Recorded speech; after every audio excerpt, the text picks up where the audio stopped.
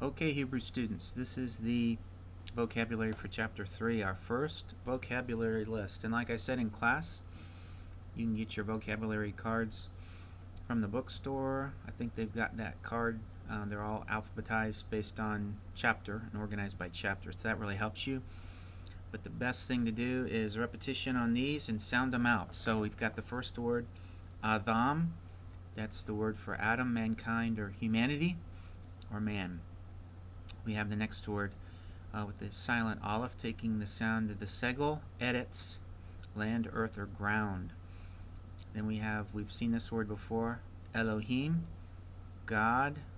That's the word for God. Sometimes there's reference to the plural gods, but mostly it refers to God, the God of the Old Testament. Next word is Av. That's father or ancestor. Then we have El, shortened form of the word before, God or God, little g God. By the way, the number next to the word there is the frequency of how often that word occurs in the Old Testament. Alright, so that's El. And then we have, with the hard pronunciation, with the dogish lene, on the bait, Bain, or son.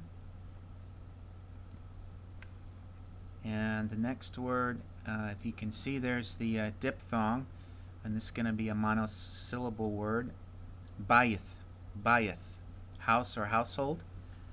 And then we've got our word davar. We've seen that before. That's the word for word, matter or thing.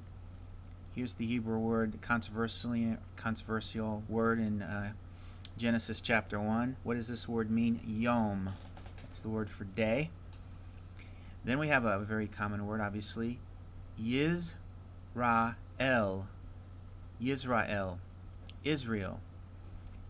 And similarly, the next word is Yerushalayim. There's the diphthong right there. Let me say that again. Yerushalayim. There's the accent over the lamed there. That's Jerusalem. Next we have Yahweh or Yahweh. I would say Yahweh. Yahweh or Lord, capital L-O-R-D. This is the word that, in your good translations, if there's capital L-O-R-D, it refers to this. This is the covenant name for God. Now we have Mitzrayim. There's a diphthong as well. Mitzrayim, Egypt.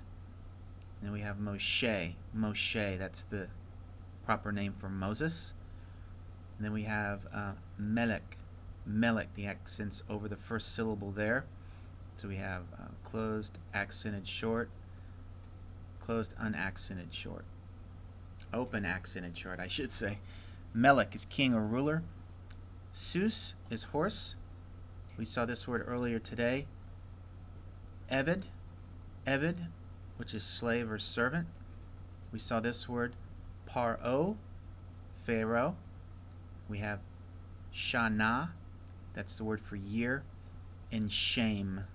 Very important word, especially if you're talking about the violation in the Tower of Babel episode, or even in the Nephilim chapter there in Genesis chapter 6.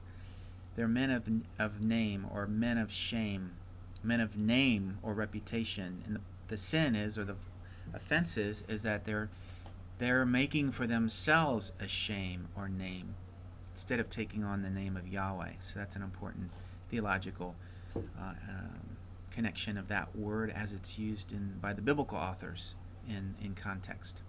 Alright, we'll have a good weekend studying. We'll have this down for the next vocab quiz next Thursday.